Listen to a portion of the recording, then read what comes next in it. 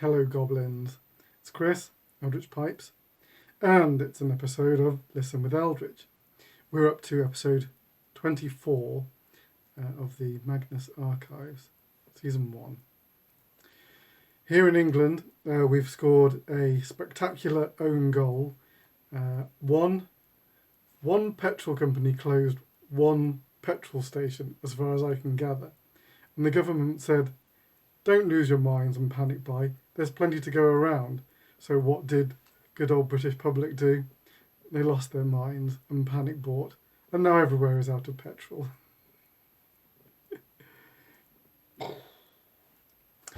Anyway, in this episode, I'm going to be drilling a print, which, if all goes well, will probably be an available pipe at the end of the week. So it will possibly appear on this week's pipes. But you never know. Life is a strange thing. Speaking of strange things, we better get on with it. This is episode 24, Strange Music.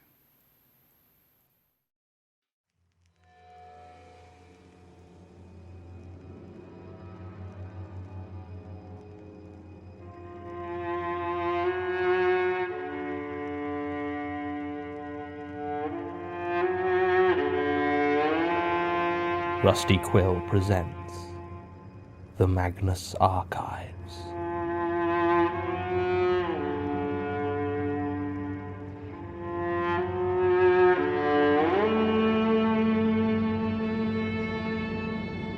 Episode 24, Strange Music.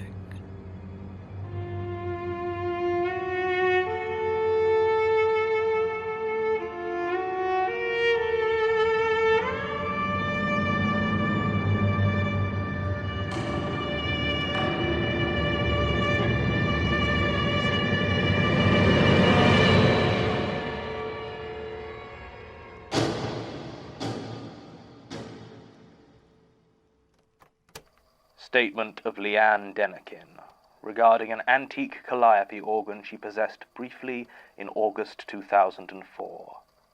Original statement given January 17th, 2005.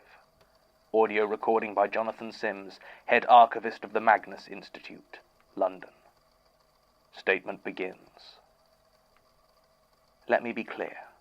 I'm not scared of clowns. I don't find them funny either, just a bit baffling, really.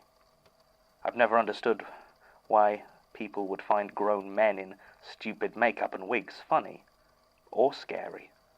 It's the same with dolls.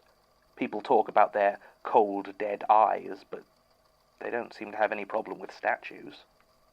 I suppose now I've got good reason to be scared of both. I just want you to understand I wasn't seeing things out of fear. This happened. It didn't come as a surprise when my grandfather died last August. I'd been living with him for almost 2 years at his home in Bootle, looking after him through his illness. My mother was having her own difficulties at the time, and my good-for-nothing father wanted nothing to do with any of it, so looking after my grandpa came down to me. It wasn't so bad, really. My grandpa was a strange man at times. He'd been a carny for most of his life, working with travelling circuses and freak shows all over Europe, and was something of a recluse in his later years. He could also swear a blue streak a mile wide. Get him behind the keys of a piano, though, and I don't know anyone who could play as beautifully as he could. Like I say, it wasn't a surprise when he finally died, but I still found it difficult. As you may have guessed, I don't have a great relationship with my parents, and have always had some problems making friends, so when he went, it hit me hard. I didn't go out that week, or the next. I saw Joshua, my partner, I suppose you'd have called him, but aside from that I didn't see anyone between Grandpa's death and the funeral. It was just me, Josh, and my mother. Grandpa had never been a churchgoer, but my mother had a lot of faith, so paid for a Methodist funeral, such as it was. It was a hot, muggy day, and I remember wondering whether the stinging in my eyes was from the tears or the sweat. As it turned out, Grandpa had left me his house. It didn't really sink in for a while. The house had been the most home I'd had for so long that I always felt it was mine in some ways. Going through my grandpa's old papers and possessions was harder than I had expected. It was only reading some of his old letters that I discovered his birth name was Nikolai. He'd always just gone by Nick. Eventually, I sorted through everything. I had a small box of memories I wanted to keep, but I just wasn't up to throwing the rest away yet. I decided to store them in the loft. I knew the house had one, although I had never been inside. It had always been locked. It wasn't a mystery or anything, just that my grandpa hadn't needed to get anything from up there while I was living with him. At least I thought so. It was only then I realized I had never been inside it. More annoyingly, I quickly discovered that none of the keys I'd been given for the place were for the padlock. No luck searching for it around the rest of the house either. In the end, I had to cut the lock off with a pair of bolt cutters I found in the garage. There was also a ladder in the garage, so getting up through the small square hole wasn't a problem. I realized then that I didn't have a torch, and it was very dark. Despite it being the middle of summer, the loft was cool, almost cold. I considered heading back down to get a torch and a jacket, but as I reached out my hand, it brushed against something which felt like a pull cord. I gave it a tug, and a small, weak bulb came to life, and I saw what was inside. When I had first remembered about the loft, I'd been annoyed. I thought there'd be so much more stuff up there, days more sorting to go through. But when I turned on the light, I saw that it was almost completely empty. The only things there were an old steamer trunk, a small stool, and a bright red calliope organ. The ceiling was higher than I expected as well. I could stand at my full height without stooping. I walked slowly towards the old steam organ. It was bright red and in excellent condition except for a thick layer of dust. There was a small brass plaque simply reading, "The Calliophone." The brass pipes that stuck out from the top still shone faintly under the dust, and I noticed that there was writing carved onto the cover of the keyboard. It read, "Be still, for there is strange music." I went to the steamer trunk next, and was surprised to find it unlocked. Opening it released a cloud of dust, and I coughed a few times before I got the heavy lid up. Inside were dolls. Lots of them. They looked old, with ragged, limp cloth bodies topped with oversized round heads and large, painted eyes that stared up from their shadowed trunk. The hair on each was intricate and woolen, and while they certainly weren't the sort of dolls a ventriloquist would use, the heads had similar mouths, wooden blocks that would have opened and closed to simulate speech. At least, they should have had. Almost all of them had had their jaw block roughly torn off, leaving nothing but jagged splinters between their cheeks. There were 23 dolls I counted in total, and only one of them still had its jaw intact. It was the oldest looking by far, and was a small clown doll. Its threadbare body was white and purple polka dot, with 3 pom-poms down the front, and a ruff just below the head. It had no woolen hair left, but instead there was a tall, pointed white cap on top. Its face was painted a pure white, and its eyes were shut, with black lines drawn across them. The only color was a splash of red across the hinged jaw. A smile. Like I said, I'm not scared of clowns and I'm not scared of dolls. The thing was ugly, though. I was kind of relieved, actually, to have found some of my grandpa's old things that I would have no problem throwing away. Or maybe selling. They were definitely antiques, so they might have been worth something. In any case, I put the nasty-looking clown doll back in the box and closed the lid. I definitely closed the lid. I went back over to the Calliope. I thought it was pronounced Calliope. Sasha, you're back early. I thought you were trying to get hold of those police reports for the Harold Sylvana case. Tried and succeeded. They were actually quite helpful. Oh. Well, good work. So, do we know if it's pronounced Calliope or Calliope? I have also heard it said as Calliope. Seriously? By who? Americans. Ah. As far as I can tell, there isn't a correct pronunciation, but they were originally named after the Greek muse Calliope, so... Are people going to understand that it's from Greek mythology? If they are working for the Magnus Institute, then I would hope so. I've just heard it more often as Calliope. Statement resumes. I went back over to the Calliope. There was no lock on the lid, or any switch that I could see on the outside. I opened it, and the keys inside shone as though they had just been polished. Now, at the time, I didn't know how a Calliope worked. I just thought it was like a weird pipe piano. I didn't know that there needed to be a blower working for the thing to play, and even if I had, I wouldn't have known where to find one or how to use it. By rights, when I sat in front of it and pressed the first key down, nothing should have happened. The 4 tall rows of brass whistles should have remained silent. Instead, there came a loud, howling tone from one of the pipes, and I almost fell off my seat in surprise.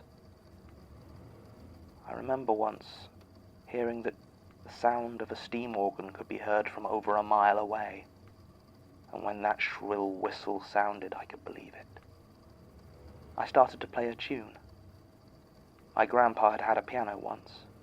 It had broken years before, and he'd never had the money to replace it, but he had taught me the basics. There was one tune that, when I was a child, I always insisted he play to me. He never told me its name, if it even had one. I always used to just call it Faster, Faster, by way of a description.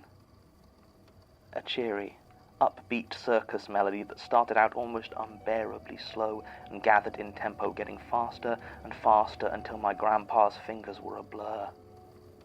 He always indulged me when I asked him to play it, and now I played it for him. The wailing whistles were almost deafening in that cramped space. I knew I'd probably be hearing from the neighbors about it, but I didn't care. I just played. The tune got faster, more frantic, and I felt something building inside me. It was like final closure for the loss of my grandpa was just out of reach, and if I got faster, if I played with enough speed, I could catch it. But my finger slipped, and the music abruptly became a discordant cacophony. I was never as good as Grandpa Nick. I sat there in silence for a minute. When I turned to leave, though, I saw that the old steamer trunk was open, and the clown doll lay on top of the pile. Even though its painted eyes were still shut, it felt like it was looking at me. Its smile seemed slightly wider than before. I shut the trunk and climbed down the ladder. I didn't really think about the weird things in the loft over the next week or so. I had too much else to do. It was only when Josh was next round and asked me why the small hole into the attic was open that I remembered. I told him I had something cool to show him and got the ladder out. He was suitably impressed by the Calliope, but freaked out a bit over the dolls. I didn't realize he was scared of them. He made me shut the steamer trunk almost as soon as he saw them, and kept looking over to make sure it was closed. I decided not to tell him about the first time it had popped open. He asked if I could play anything on the ancient steam organ, and so I sat down and began to play my grandpa's old circus tune. Again, I began to pick up speed, to play faster and faster as the whistles began to shriek. I felt a hand touch mine firmly, abruptly stopping the music. Josh stood there, shaking slightly, his face deathly pale. On impulse, I looked over to the chest of dolls, but the lid was firmly shut. I asked him what was wrong, and he said he didn't know, he just wanted to leave. Now. So we did, climbed back down out of the loft, and I lowered the wooden trapdoor behind us. The next few weeks were unpleasant. I don't want to go into detail. Let's just say I discovered that Josh was just another asshole after all. Our relationship was already going through a rocky patch. It didn't help that in those last weeks he became moody, short-tempered, constantly on edge. When I finally found out that he had... it doesn't matter. We broke up. It left me pretty much destroyed, coming so soon after my grandpa's death. I just tuned everything out again. Eventually it was tripping over a box that did it. One of the ones I'd put all my grandpa's stuff into and never actually got round to putting in the loft. I decided to just get it over with. I guess I hoped a tidier house would give me more space to think. So for the third time I got out that ladder and climbed into the loft. It didn't take as long to store all the boxes as I'd thought, and within an hour I was done. I had been so intent on packing away all my memories that I hadn't even looked at the old steamer trunk. As I went to climb down, I glanced over, and I froze. The lid was open again, and the clown doll was on top. It wasn't looking at me this time. Instead, it seemed to be facing a doll I hadn't seen before. This one still had its jaw as well, and I swear, it looked just like Josh. Same tatty brown jacket, same old jeans. Its black woolen hair even did that flicky thing he always spent so long getting right. It was lying against the side of the box, and I swear, it looked like the clown was reaching for it. I slammed the box lid down and got the hell out of there. I bought a padlock the next day. Now, I've brought a copy of the police report I gave, because you have to believe me that I did not play that calliope again. I had nothing to do with what happened to Josh. I came home from the cinema about a week later to find that my house, had been broken into. Here, it's all in the report on the burglary I gave to the police. The front door lock was shattered and it swung gently to and fro. At first I ran into my living room, my bedroom, but nothing had been taken. The electronics, my jewelry, it was untouched. I felt my stomach drop as I realized and ran towards the loft. Sure enough, it was open, the padlock torn from its hook. The calliope and the steamer trunk were gone. They questioned my neighbors about it. None of them had seen anything except for Mrs. Harlow next door, who said she noticed two people taking out pieces of red sheet metal and brass pipes. She didn't remember any details, just said that they looked legitimate, and she thought I was having some things moved. The police never found them. I just need you to believe that, to know I didn't play the thing again. It wasn't my fault what happened to Josh. God knows I hated him enough back then, but I could never have called anything like that upon him. Not like that. I don't suppose you need me to tell you how they found him. 4 days later, dead in his room. His throat was crushed, and his jaw was torn clean off. The police never found it. I wouldn't have thought of it, really. Wouldn't have put it all together even then. Not if it hadn't been for the fact that in the last days of our relationship, Josh had broken down. He told me that he still heard that calliope music, far off when he was alone, and it had been getting gradually closer. I mean, they say you can hear one from almost a mile away. Statement ends. While I have what I would consider to be some natural reservations about a tale of murderous clown dolls, there are a few things that make me more inclined than usual to believe this statement. Firstly, as Ms. Denikin mentioned, she did provide a copy of the official police report into the burglary, which includes testimony from one Irene Harlow that appears to confirm Ms. Denikin did possess both a steamer trunk and calliope organ, so those at least existed. The death of Joshua Drury is also at least as mysterious as she made it sound. In addition to his jaw being torn clean off his skull, residual evidence indicates that his throat was crushed with some sort of rope, apparently woven out of thick wool. There was no evidence of a struggle or of forced entry, no DNA evidence of anyone in the room aside from himself. No one was ever arrested for the crime. When discussing this case, Tim said it reminded him of some articles he'd read on traveling circuses in Russia and Poland during the early 20th century.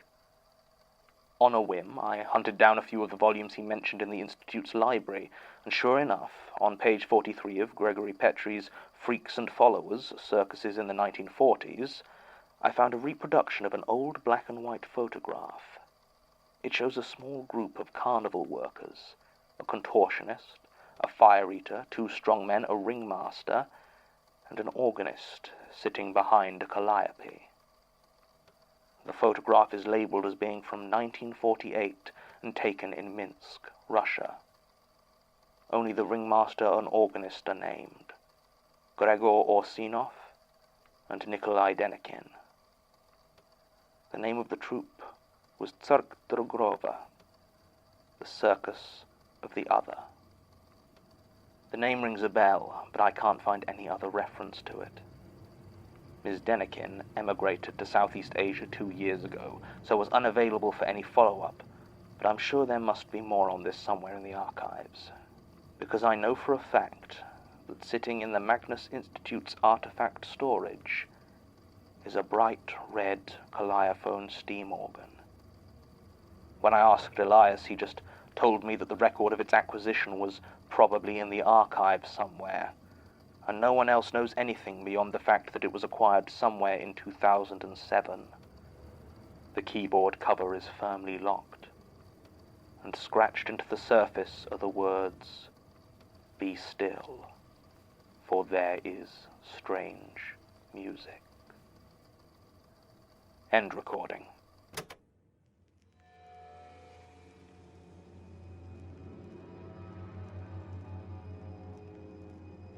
The Magnus Archives is a podcast distributed by rustyquill.com and licensed under a Creative Commons Attribution Non-Commercial Share-alike International License. Today's episode was written and performed by Jonathan Sims. It was produced by Alexander J. Newell, Mike LeBeau, and Murray Porter, and directed by Alexander J. Newell. To comment on episodes, make donations, and view links, images, videos, and show notes, visit rustyquill.com. Rate and review us on iTunes, visit us on Facebook, tweet us on Twitter @TheRustyQuill, or email us at mail@rustyquill.com. Thanks for listening.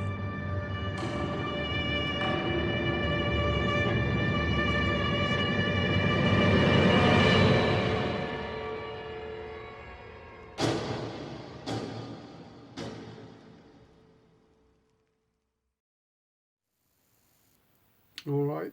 Hope you enjoyed that. As I said, I should be back by the end of the week with this week's pipes. But until then, take it very easy, your loyal pipe maker.